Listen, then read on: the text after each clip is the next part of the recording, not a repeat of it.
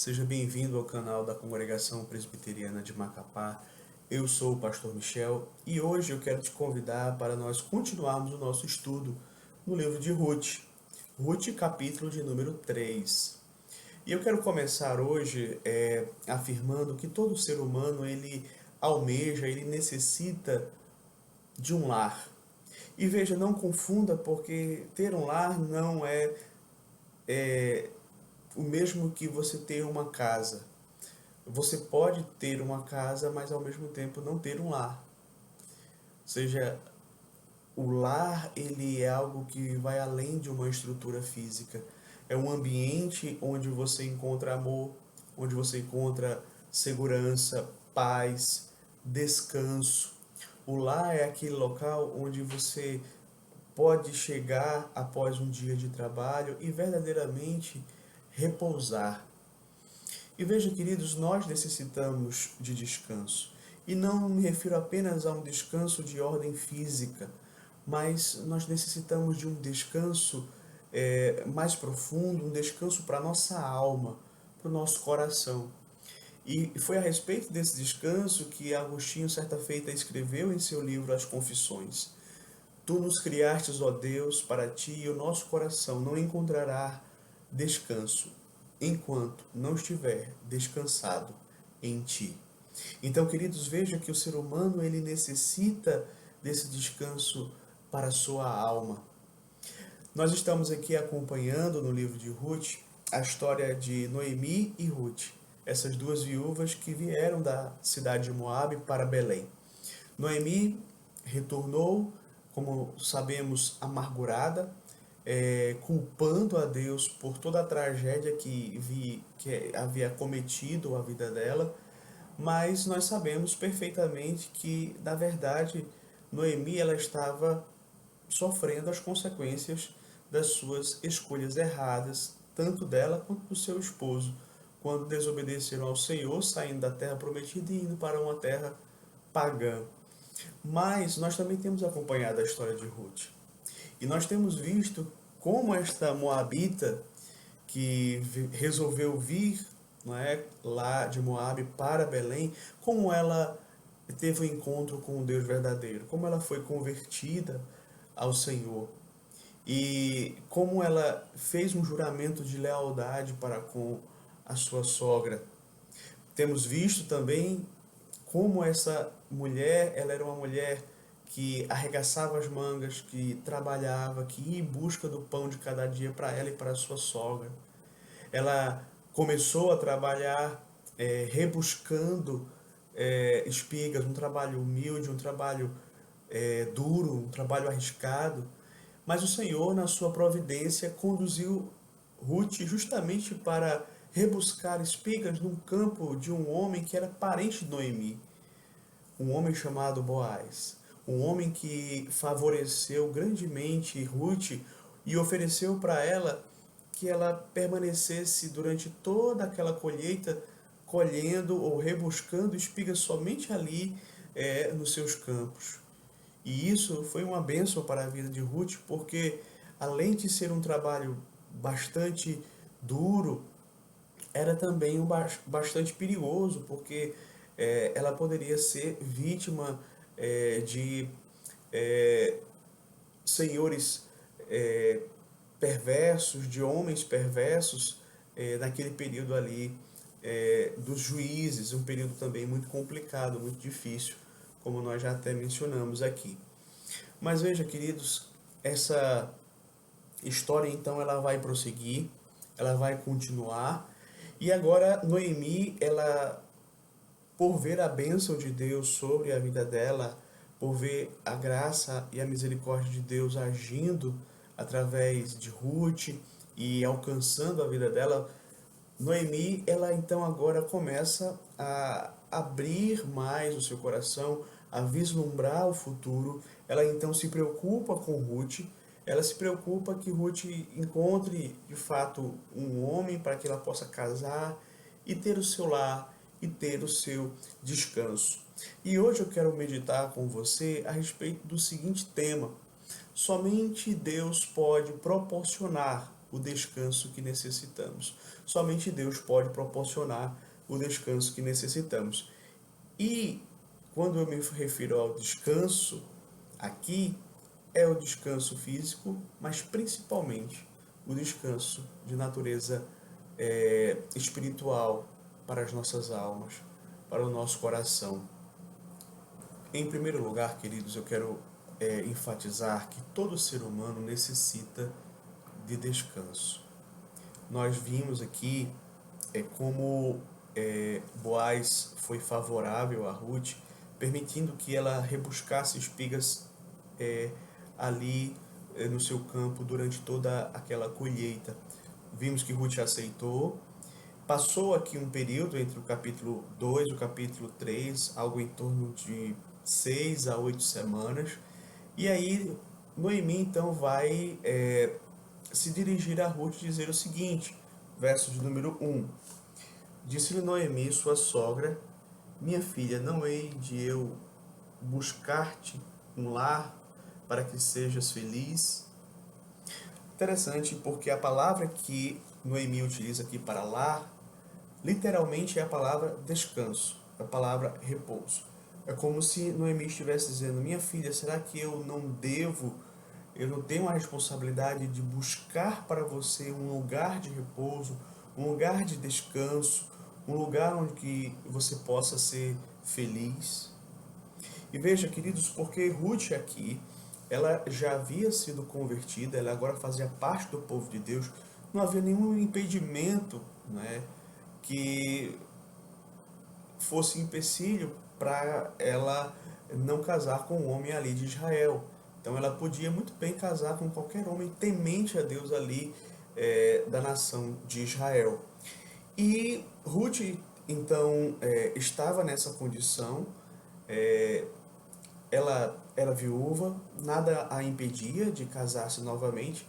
Logo, Noemi vislumbra um futuro para Ruth. Uma casa, um esposo, alguém que pudesse amá-la, cuidar dela, dar a ela aquilo que ela tanto necessitava. E quem seria então essa pessoa? Noemi pensou logo em Boaz. Era um homem piedoso, era um homem que era um dos resgatadores da sua família. E diante disso, Noemi vai bolar um plano e vai partilhar esse plano com Ruth. Nós vamos ver aqui, a partir do verso 2, ela compartilhando o plano que ela teve com Ruth, dizendo assim: ora, pois, não é Boaz na companhia de cujas servas estiveste, um dos nossos parentes, eis que esta noite a limpará a cevada na eira. Banha-te e unge-te e põe os teus melhores vestidos e desce a eira, porém não te deis a conhecer ao homem, até que tenha acabado de comer e beber. Quando ele repousar, notarás o lugar em que se deita, então chegarás e lhe descobrirás os pés e te deitarás, ele te dirá o que deves fazer. Veja, Noemi, ela diz para Ruth, né, que Boaz era o homem certo, um homem que já havia demonstrado benevolência, um homem que era um resgatador da família, né, e a ocasião estava muito propensa a um momento em que ela poderia abordá-lo, né? Porque naquele dia ele ia, como ela mesma diz aqui, a limpar a cevada na eira. O que era isso? Era basicamente, queridos, um ritual que havia ali entre os israelitas, em que o dono de um campo, quando ele havia recolhido bastante cereal durante aquela colheita, ele então vai e dá uma festa para os seus empregados, e essa era uma festa regada à comida, à bebida, era uma festa em que os judeus, eles com muita propriedade, demonstravam a sua gratidão a Deus por ter dado uma colheita farta. E Noemi sabia que Boaz estaria realizando este ritual. Com base nessa certeza, né, ela vai então bolar esse plano. E é interessante quando nós lemos o texto, porque muitas vezes a gente pode cair no erro de achar que Noemi aqui ela não está sendo correta na sua atitude para com Ruth, não é? A gente fica às vezes com uma pulga atrás da orelha. Será que Noemi está querendo jogar Ruth para cima de Boaz para que ocorresse alguma situação ali constrangedora ou alguma impureza entre eles? Né? O texto vai dizer que ela enfatiza que Ruth deveria banhar-se, ungir-se, né? Colocar um dos seus melhores vestidos, esperar que Boaz tivesse com o coração alegre e se deitasse e fosse deitar justamente aos pés dele. Então, muitas pessoas podem questionar aqui as intenções de Noemi. Entretanto, queridos, o que me parece é que essa atitude de Noemi não foi uma atitude errada, visando prejudicar, não Ruth, uma atitude que expunha Ruth a um pecado. Não acredito que seja esse o caso. É bom lembrar que essa atitude deveria partir do homem, né? E como já não há homem aqui para mediar a situação, Noemi então ela vai colocar essa estratégia diante de Ruth, para que Ruth pudesse pedir Boaz em casamento. E ela então monta aqui essa estratégia, onde ela vai pensar que Ruth precisava estar em um local sozinha com Boaz, deveria ser uma situação discreta, para que não se tornasse tão constrangedor para Ruth, caso Boaz viesse a dizer não. Então, veja, ela vai bolar esse plano diante de uma realidade que não era uma realidade comum e fácil de se lidar. E mais, veja que Ruth ela vai pedir Boaz em casamento. Então, era sensato, prudente, razoável que ela não fosse de qualquer jeito, que ela tomasse um banho, que ela se perfumasse, que ela colocasse o melhor vestido, não é? Quem é que vai pedir, não é, a outra pessoa em casamento e não vai se arrumar, né? Então, queridos, Noemi aqui ela vai justamente orientar Ruth a ter essas atitudes. Ela orienta que Ruth deite-se aos pés de Boaz e descubra-lhes os pés quando ele estiver ali dormindo. Talvez você pergunte, mas pastor, qual é o significado aqui desse descobrir os pés? Será que ela, com essa atitude é uma atitude simbólica na qual ela está pedindo ele em casamento? Não. Aqui é simples. O descobrir dos pés era simplesmente para que no meio da madrugada ele sentisse frio e acordasse e pudesse se deparar com Ruth ali ao seu lado. E mais, Noemi acrescenta que Ruth receberia as orientações dadas por Boaz. Ela vai dizer, olha, ele vai te dizer tudo o que tu deves fazer. Então, nem aqui eu entendo que Noemi está jogando Boaz, ou jogando Ruth nos braços de Boaz, para que Boaz fizesse o que quisesse com Ruth. Não. Pelo contrário, eu acredito que Noemi, ela confiava tanto no caráter de Boaz, que ela tinha certeza de que Boaz não faria nada de errado com Ruth, mas que o procedimento dele seria um procedimento correto. E veja então qual foi a resposta que Ruth deu àquela proposta e o que se sucedeu após isso. Respondeu-lhe Rute, verso 5: tudo quanto me disseres farei. Então foi para a eira e fez conforme tudo quanto a sua sogra lhe havia ordenado. Havendo, pois, Boaz comido e bebido, e estando já de coração um tanto alegre, veio deitar-se ao pé de um monte de cereais. Então chegou ela de mansinho e lhe descobriu os pés e se deitou. Sucedeu que, pela meia-noite, assustando-se o homem, sentou-se e eis que uma mulher estava deitada a seus pés.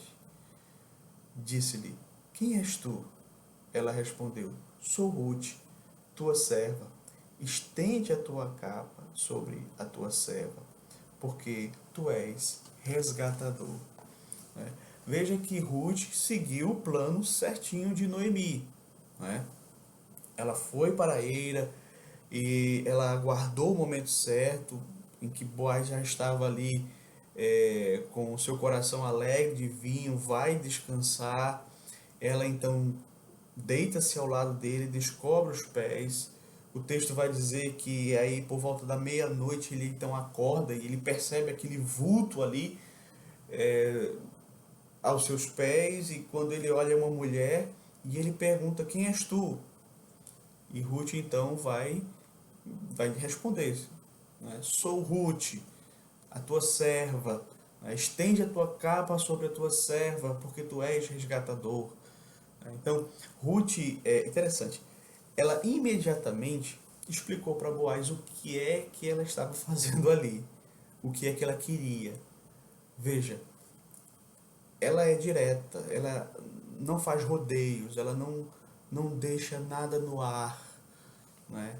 Ela vai dizer claramente: estende a tua capa sobre a tua serva, porque tu és um resgatador. Ou seja, ela deixa claro, meus queridos, que ela não estava ali para uma noite de aventura. Não, ela estava ali porque ela queria um compromisso sério, né? Ela queria casamento. A ideia aqui de estender a capa, esse sim tinha um significado cultural, né? Porque seria um símbolo justamente de compromisso. Estender a capa seria a mesma ideia de você dizer: me traga para debaixo da sua asa, porque eu quero casar com você. E foi isso que Ruth então fez. E aqui, queridos, nesse primeiro ponto eu quero trazer algumas lições para as nossas vidas. Primeiro, veja que Noemi ela é responsável por Ruth, né? E ela então se preocupa com Ruth ao ponto de participar desse processo, né, em que envolvia o casamento de Ruth. E essa é uma área, meus queridos, que muitas vezes os pais eles têm negligenciado. Muitas vezes os pais eles têm deixado seus filhos à mercê de si mesmos, né, no que diz respeito a essa questão. Mas a palavra de Deus orienta que os pais eles devem se participar do processo que envolve essa área da vida dos seus filhos, o casamento dos seus filhos, né? E isso é algo muito importante, por quê? Porque muitas vezes os nossos filhos, eles vão ser facilmente enganados. Então, não há ninguém que queira mais o bem dos nossos filhos do que a nós mesmos. E os filhos, para os filhos é bom que você saiba disso. Não há ninguém que queira mais o seu bem do que o seu pai e sua mãe. Muitas vezes eles podem não saber como proceder diante de certas situações, mas ninguém quer mais o seu bem do que o seu pai e sua mãe. E veja, é interessante nós observarmos aqui também essa atitude de Noemi e de Ruth, em que Ruth ela tem essa iniciativa em que ela de fato demonstra estar aberta para o relacionamento matrimonial. Nós sabemos, meus queridos, que nem todas as pessoas são de fato vocacionadas para o casamento, mas a maioria é. Na verdade, é uma pequena exceção que não é, mas a maioria é. Então, é importante, queridos, que nós tenhamos isso em mente. As moças, muitas vezes, elas podem se fechar tanto a ponto de impedir bons relacionamentos, relacionamentos sérios, compromissos para casamento, né? Então é importante que você, moça, que é solteira, não coloque barreiras, não impeça, não crie resistência diante de uma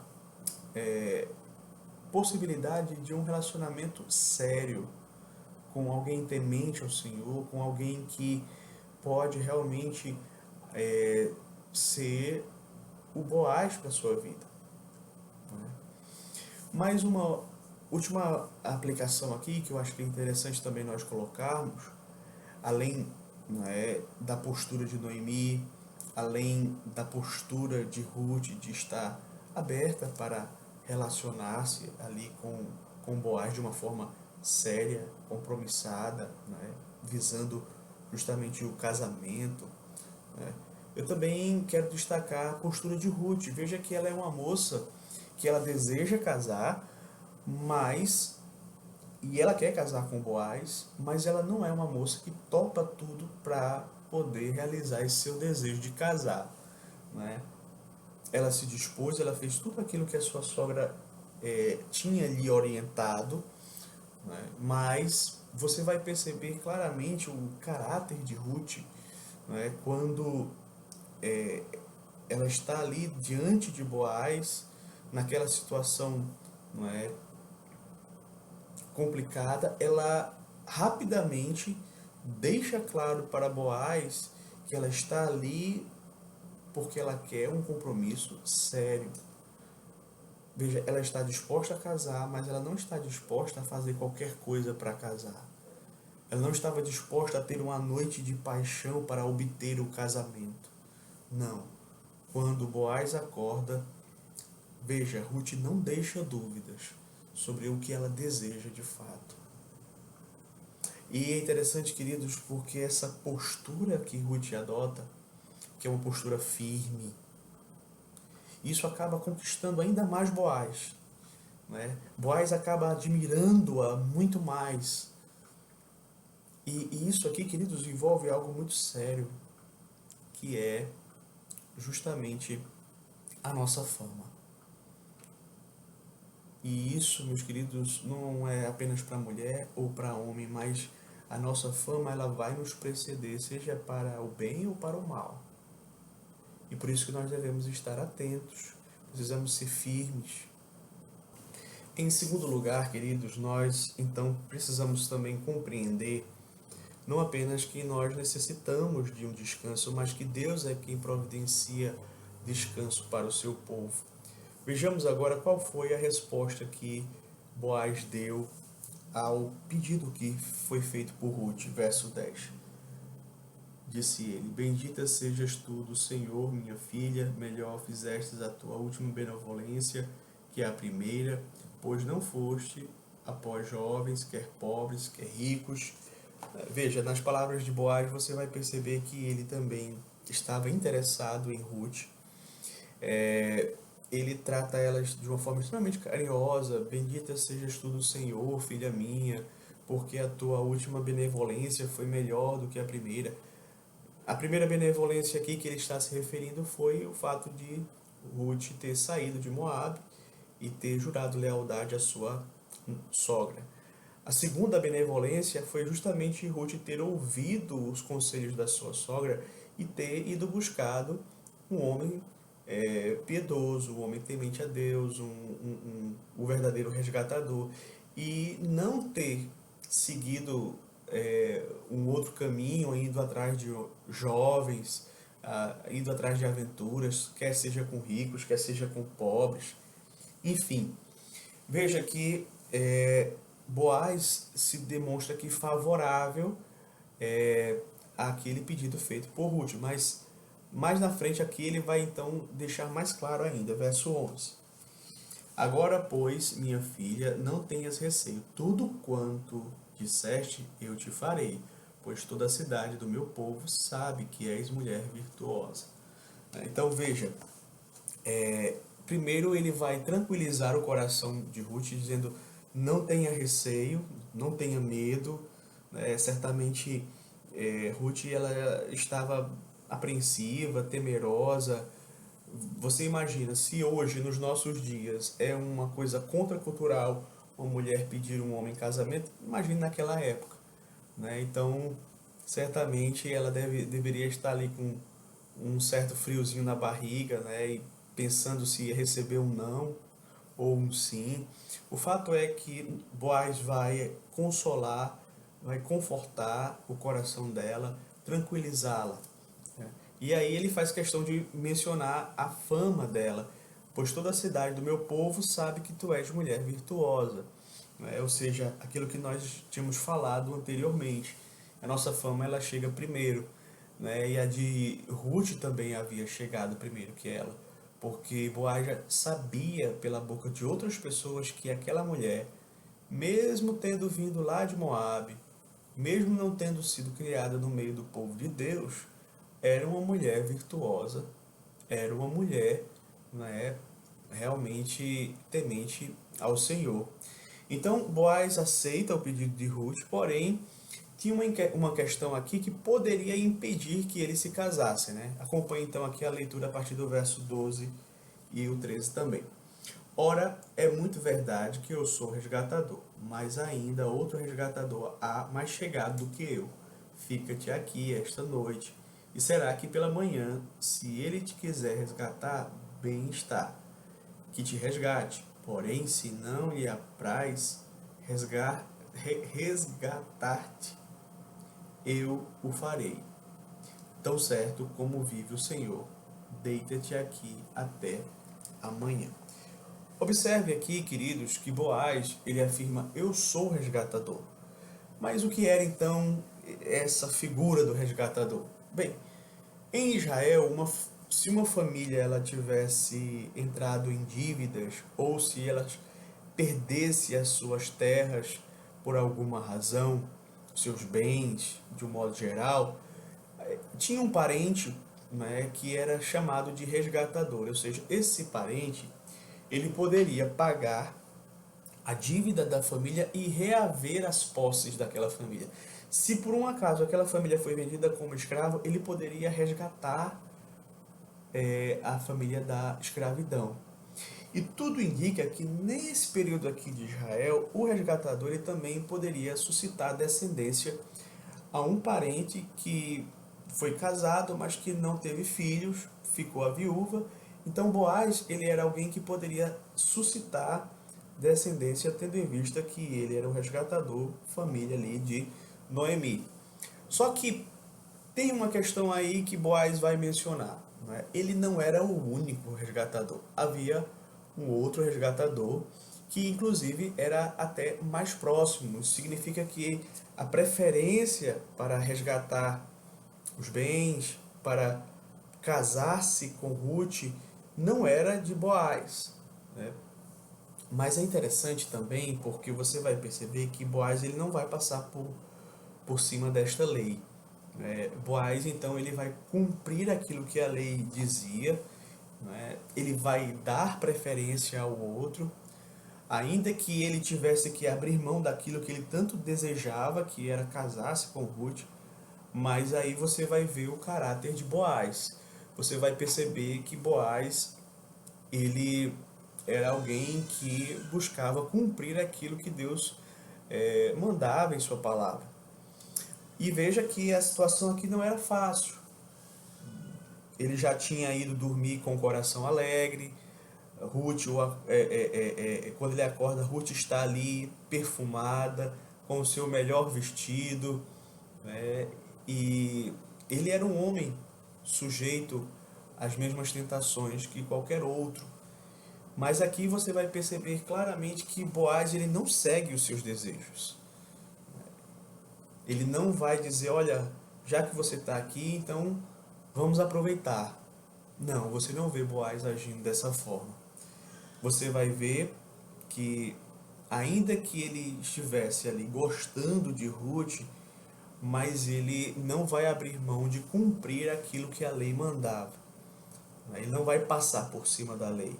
Ainda que fosse um detalhe, mesmo assim ele sabe que ele deveria obedecer ao Senhor. Ele deveria seguir a instrução da palavra. Era uma questão de detalhe. Se ele, de repente, não mencionasse, talvez no outro dia eles já poderiam casar. Mas o fato é de que Boaz ele tinha sua mente cativa à lei de Deus e ele não transgrediria a lei de Deus, ainda que fosse algo que ele gostasse muito, aquilo que ele queria muito, aquilo que era o desejo do seu coração, mas mesmo assim ele não ia ceder, né? Mas ele vai além, né? Ele aqui, a partir do verso 14, ele vai mostrar que ele estava ali preocupado com Ruth, não apenas com a integridade física de Ruth, mas também com a preservação da reputação, né, de Ruth. Verso 14 e 15. Ficou-se, pois, deitada a seus pés até pela manhã e levantou-se antes que pudessem conhecer um ao outro, porque ele disse, não se saiba que veio mulher a ele. Disse mais, dá-me o manto que tens sobre ti e segura-o. Ele o segurou, ele o encheu com 6 medidas de cevada e lhe o pôs às costas. Então entrou ela na cidade. Então você vai perceber aqui Boaz, alguém que foge da aparência do mal. Ele está preocupado em que a reputação de Ruth fosse preservada. Ele não apenas foge do pecado, mas da aparência do mal.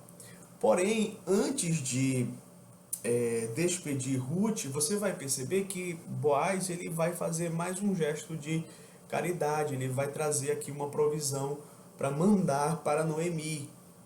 E ele separa ali 6 porções de cereais e de cevada, é colocado no manto e ele coloca nas costas de Ruth para que Ruth levasse para sua sogra. Então, esse presente que Boaz está enviando para Ruth, para Noemi, é como uma forma de demonstrar que ele vai cumprir com aquilo que foi proposto para ele, né? Ele vai resolver aquela questão e que, no que depender dele, aquele relacionamento com Ruth vai acontecer. Mas é tanto que, se você perceber, quando no finalzinho aqui do texto Ruth chega com aquele presente, com aquela provisão, Noemi vai entender tudo o que está acontecendo. Acompanhe comigo aqui a leitura a partir do verso 16. Em chegando à casa de sua sogra, esta lhe disse, como se te passaram as coisas, minha filha? Ela lhe contou tudo quanto aquele homem lhe fizera.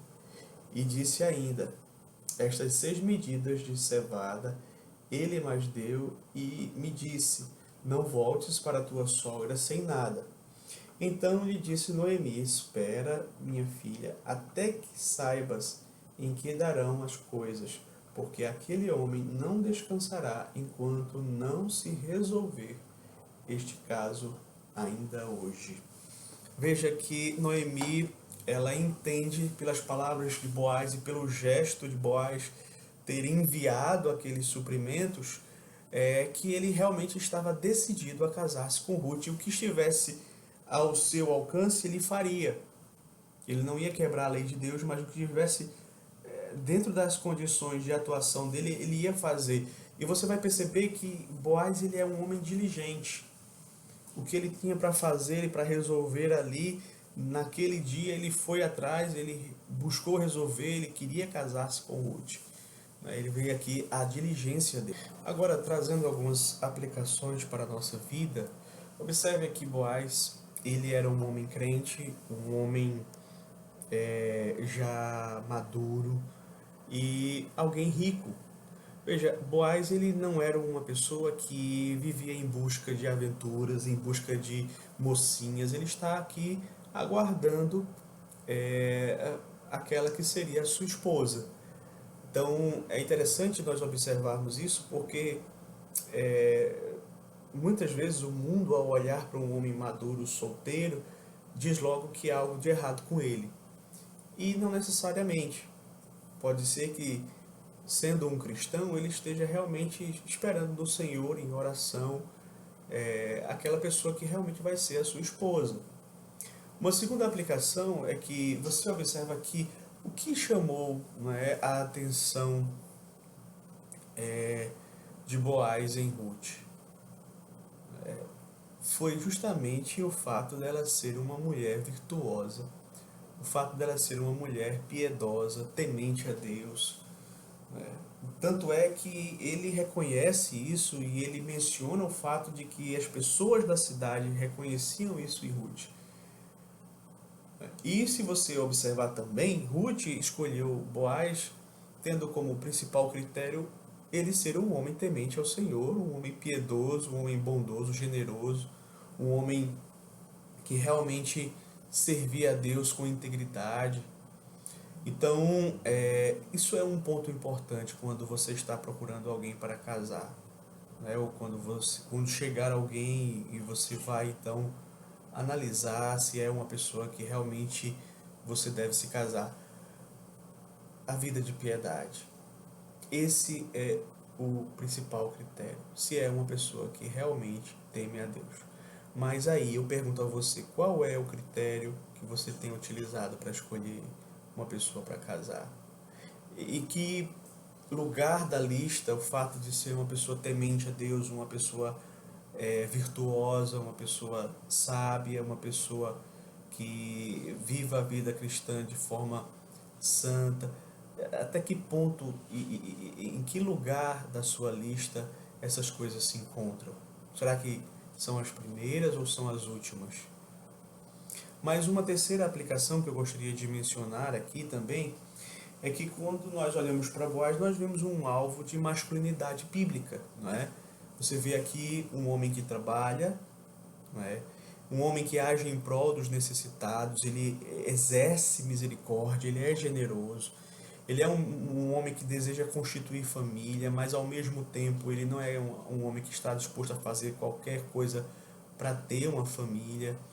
Ele é um homem que entende que o amor a uma mulher significa que você não vai explorar a fragilidade dela, que a vida não é sempre seguir o impulso, o desejo, não é, aquilo que nós queremos naquele momento.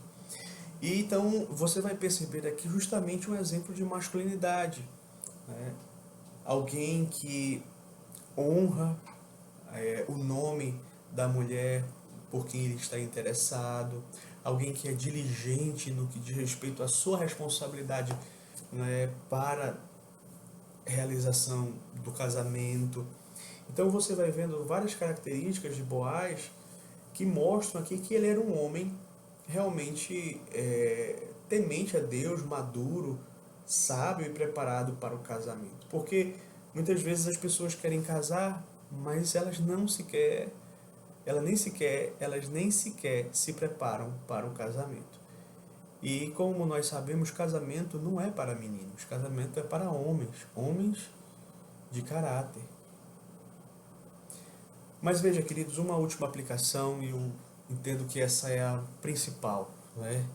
Por fim, eu quero deixar claro que todos nós, independentemente do sexo, da condição social, da raça, da cor, da etnia, todos os seres humanos necessitam de descanso. E esse descanso não pode ser encontrado nas coisas desta vida, num lar terreno, num período de férias, não é? Nada aqui deste mundo vai de fato nos dá o descanso que a nossa alma tanto busca, certo? E a boa notícia é que Deus, em sua providência, também ele é quem nos dá este descanso. É Deus quem providencia esse descanso para o seu povo e ele o faz através do seu Filho amado Jesus Cristo. Ele que veio a este mundo, Cristo veio a este mundo para ser o nosso resgatador. Ele viveu de maneira perfeita, ele morreu uma morte vicária por nós.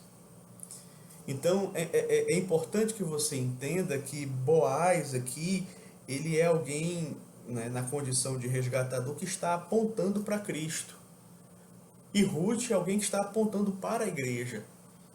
E é Cristo quem de fato vai trazer descanso para a sua igreja. Descanso, por exemplo, dos seus pecados, conforme ele vai dizer lá em Mateus capítulo 11, do verso 28 ao verso 29, onde ele diz assim: Vinde a mim todos que estáis cansados e sobrecarregados, e eu vos aliviarei. Tomai sobre vós o meu jugo e aprendei de mim, porque eu sou manso e humilde de coração, e achareis descanso para a vossa alma, porque o meu jugo é suave, porque o meu fardo é leve. Então, Cristo, ele traz esse descanso, né, aqui nesta vida do pecado. E achareis descanso para a vossa alma. Mas além de trazer descanso para as nossas almas aqui nesta vida, né, resolvendo essa questão do fardo do pecado, ele também, conforme nos diz lá em Hebreus capítulo 4, verso 9, nos garante que ainda há um descanso para o povo de Deus. E esse descanso que o autor aos Hebreus fala, né, quando ele diz ainda resta um descanso para o povo de Deus, ele está falando daquele descanso no qual nós vamos cessar os nossos labores aqui e nós vamos deixar este mundo marcado pelo pecado e pelas suas consequências e nós vamos herdar o lar eterno, a vida eterna, onde nós sabemos que haverá alegria em plenitude, paz em plenitude e descanso, verdadeiro descanso. Então que Deus nos abençoe e que Ele possa aplicar a sua palavra ao nosso coração.